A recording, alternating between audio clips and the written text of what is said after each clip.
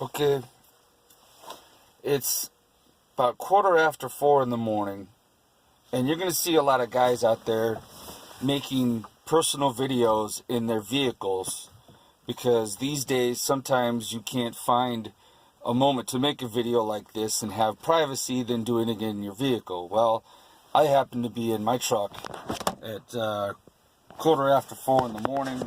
My family's inside sleeping, so this is the best I can do. I'm sorry. So, there's something I really have to get off my chest. And it's something about Mr. Todd Wendt running for senator in Iowa. District 3, I believe. I really never made a big deal about this, but it's been eating me up inside since 2012. About this time, 2012. So we're going to say, what was it, 5 years ago?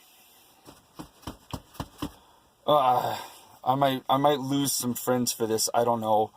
I apologize for the lighting and everything. This is the best I can do. So here it goes. The Sandy Hook shooting in December 2012. The country was in a panic. Then Christmas vacation came, and I made the effort to go to our school's superintendent, Mr. Todd Wendt, at the time, December 2012. And about every parent I knew was terrified for their kids to go back to school after that shooting. As a Marine Corps veteran and a parent myself, having children in school, it was just my son at the time. I wanted to go have a talk with somebody about doing something. I don't understand why somebody thinks it's crazy or insane for a parent wanting to stand up and do something to try to avoid any more, let's just call them mass killings in schools. And it pains me to talk about this, it really does. So I really don't have a choice but to just straight up be blunt. So I thought maybe, just maybe, if I stood up hard enough and I went to go try to talk to somebody, just maybe there could be somebody out there that can tip the scales in favor of actually doing something to keep students safe in school and keep parents' minds at ease. But no, the only thing anybody talked about was gun control, and ridiculous. So I went and I had a visit with Mr. Todd Wendt in his office being superintendent. And I remember most of it quite vividly, but there are some things that he said that still bother me to this day. So I'm just going to blurt them out. So we were talking, and I talked about is there something we can do? Is there something we can do? And I swear to God, folks, I have proof of this. I haven't, couple of emails talking to him about this. And I was like, is there anything we can do? There's got to be something we can do to stop this. And he says, I swear to God, oh, it's okay. The shooter kills himself anyway when the police show up. It's okay. The shooter kills himself anyway when the police shows up. After the damage was done. I tried to explain to this, but that's okay. It's okay if he goes in with a knife or a sword or a baseball bat or a golf club. It doesn't matter. A shooter can go into the school and shoot as many children and teachers as the shooter wants, but it's okay. The shooter shoots himself when the cops show up anyway. It's okay. It's okay. I swear to God, his tone. And then I talked about something about the police showing up, and he's like, well, it's okay. When the police show up, they're not allowed to wait outside anymore. They have to run into the school. Well, okay, I agree with that, but still, after the damage was done. So once again, it doesn't matter how many lives are taken. It's okay. The police have to run into the school now. after the damage was done. And I kept trying to explain to him, how can we stop any damage from being done? And then he tries to talk to me about this Alice program. And I says, well, and this is another thing. I says, well, there were 22 people shot that day. And he says to this, I swear to God, this was his attitude. Well, it's better than 23. 22 is okay, folks. 22 was okay. As long as it was better than 23. It's okay. Yeah, let them die. As long as it's, under so many numbers. I have 2 children in school now these days, and here we are 5 years later. It's that time of year. December's coming up. I mean, what's it, the 1st now? And I'm seeing Todd Wendt posts on Facebook and Todd Wendt signs around town here. And I'm not going to say I have, it's to the point where I feel like I have personal opposition against the guy. But I don't know who his the running mate is, who he's going up against. But his tone, that he just didn't care. He didn't care. Oh, we live in a country these days where schools aren't, people aren't ready for guns to be in schools. Well, then how come there's armed police officers in some schools around the country? I mean, come on. We shouldn't have to worry about locking kids up in schools like it's Fort Knox or something. I know I want to start going off on a tangent here, and I don't want to do that. I just want to get these key points out. Then with the Alice program conversation, his exact words, we're going to do what we can to minimize damage. And he did this thing with his hand on his desk, lightly, he didn't pound, but we're going to do what we can to minimize damage. Minimize damage. What do you mean by minimize damage? I mean, in my mind, all I can think of is minimize damage. Okay, so somebody's coming in, they want to do harm to all the kids. So we're going to find a way to make sure that less people die this time than more. Minimize damage, right? So you've minimized. So the exact quote that comes to my mind is, we're going to find a better acceptable loss. I can't get that off my mind. Acceptable loss. That's what we're going to do in school these days with this Alice program. Fight or flight, right? So it boggles me, and it really frustrates me that this country thinks that it's better to teach children to charge a gunman than to have somebody there to stop the gunman. What is wrong with you people?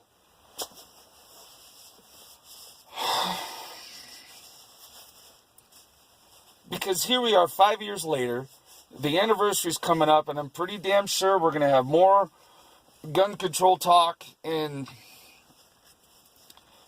instead of having somebody there, just one person. I mean, my idea that I pitched to him was, why can't we hire someone to be a teacher's aide that wears plain clothes? Do not put someone in uniform. You put them in uniform, that's practically walking around with the bullseye. Put them in plain clothes and have something somewhere. And then, teachers have enough to worry about. Teachers, man, it's hard enough for a teacher to be able to teach these days with these spoiled, rotten brats. But a teacher needs to focus on teaching the kids. Okay, so we shouldn't have to teach teachers how to handle a firearm. That's something they shouldn't worry about. They can't touch the kid. They can't say this. They can't say that. They can't do this. They can't touch them. They can't go here. They can't go there. They can't teach that. They can't say this. God, for goodness sakes, let's allow the teachers to teach. And the kids. I don't want my kids in school being taught to charge a gunman. Do you? I mean, seriously, if you are anti-gun, that's basically what you're accepting. You're accepting your kids being taught to charge a gunman. Well, they can run. Well, when they're in individual classrooms, Yeah, they shut and they locked the doors, but that didn't stop the Sandy Hook kid. And then Mr. Wendt asks a really dumb question. Honestly, I thought it was really dumb. Really dumb. He asks, well, what if the gun goes off in school? I mean, it's not a toy. Nobody's going to be playing with it. Nobody's going to be walking up and down the hallways twirling it like a cowboy. It's going to be, hopefully, in a proper holster, concealed, and nobody's really going to know the person's got it. I'm trying to think of a legitimate answer or a legitimate reason to ask that question. But I tried to explain to him that any responsible person you would hire in that position would have the common sense to never touch the damn thing. That it would stay holstered all the time. There wouldn't be...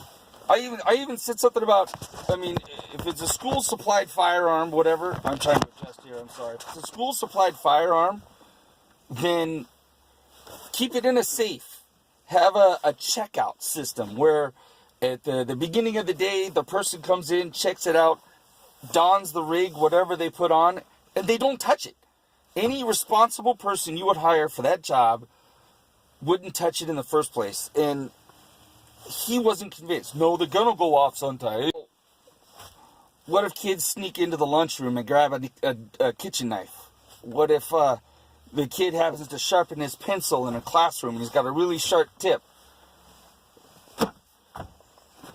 And then I tried to explain to him, you know, that the most handguns these days are so safe that you can put a round in the chamber, cock the hammer, throw it across the room, and it won't go off. But he wasn't convinced. I did not like that conversation with the guy. Well, it's better than 23. The cops have to run in anyway. It don't matter. I don't know if he really said it don't matter, but that's what it sounds like in my head. It don't matter. It's okay for children to die, and it's not okay for someone to want to protect the children. But God forbid, at a bank, anybody tries to harm money, because there'll be an armed guard at a bank. I'm sure somebody's packing somewhere. Now, I'm an avid competition shooter myself. And I went to some competitions in that spring of 2013 in the surrounding areas, and one thing that bothered me was hearing police officers at these competitions saying that when they go to their kids' school functions, even off-duty police officers can't even have firearms in schools. I mean, it just seems as if that's the only people this country wants to have firearms is just the police. But even police can't have firearms in school. I mean, did you even know that in Iowa, for example, that even an on-duty police officer cannot carry in school unless he's there for a specific job? If he's there for an investigation, he can enter the premises. But if there is no specific reason for him to be on school grounds, he cannot be there with his firearm. Did you know that? That really bothered me, hearing a police officer saying that he was even scared for himself and his children being at school functions off duty. That doesn't seem right.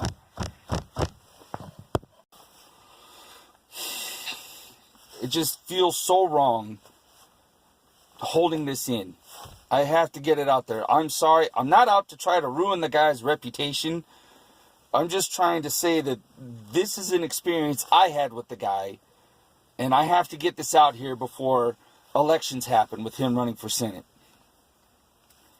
That there's people out here that support this guy after the things I've heard him say. Well, they don't know that he said it. I'm telling you what he said. That we live in a country where it's okay to have acceptable loss. I mean, if you watch training videos of, I think it's even an Alice program training video, somebody walking into a school, there's a gunman that walks into the classroom, shoots a kid, And then, okay, there's 12 kids in the class. One kid gets shot and dies, and the 11 attack him. Okay, fine.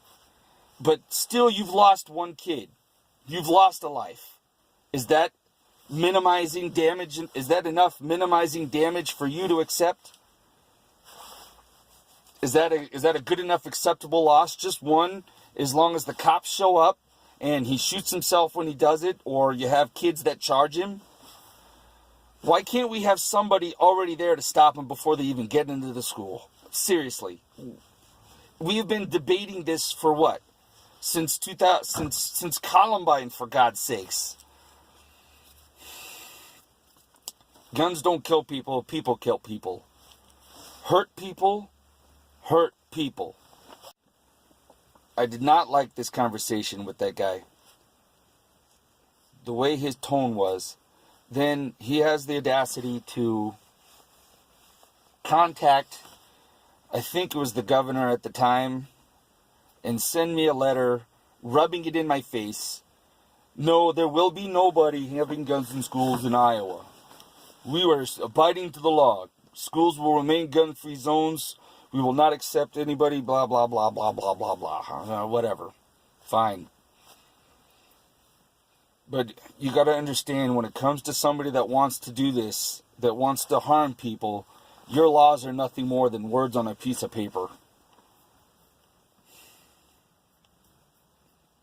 So, I still want to be an advocate for somebody that wants to stop this, and somebody that wants to physically be there and try to help make this a better place for people to send their schools. And it's unfortunate that one of the best ways that somebody can think of doing it is to have an actual armed guard at the school, or at least one armed personnel. So anyway, Mr. Todd Wendt, I really don't know what to do about this after this video. I really don't know what my feelings are. But to be honest with you, I feel a great relief knowing that this is off my chest and that people can know the conversation that I had with you. I did not like it. To this day, I still will never forget your tone, that you just didn't give a damn. And there is absolutely nothing on this planet that will convince me otherwise. So, thank you for watching, and I really hope this gets out there. I really don't know what else to say other than I really think that this country should have done more research and invested more time into looking into the NRA Schools Shield program. I really think that would have made a difference. Even at the churches, for God's sakes, folks, even at churches and malls, anywhere. It's terrible that we live in a country where we have to beef up security. Well, no, that's another thing. Nobody's doing it. Nobody's doing it. But the idea of beefing it up, why is that a bad idea? I don't understand. But that we live in a country where armed security is a bad thing. Why is armed security a bad thing for stopping armed assailants? Makes no sense to me. Anyway, this is probably going to get a little long and boring, and I'm sorry. So, thank you for watching.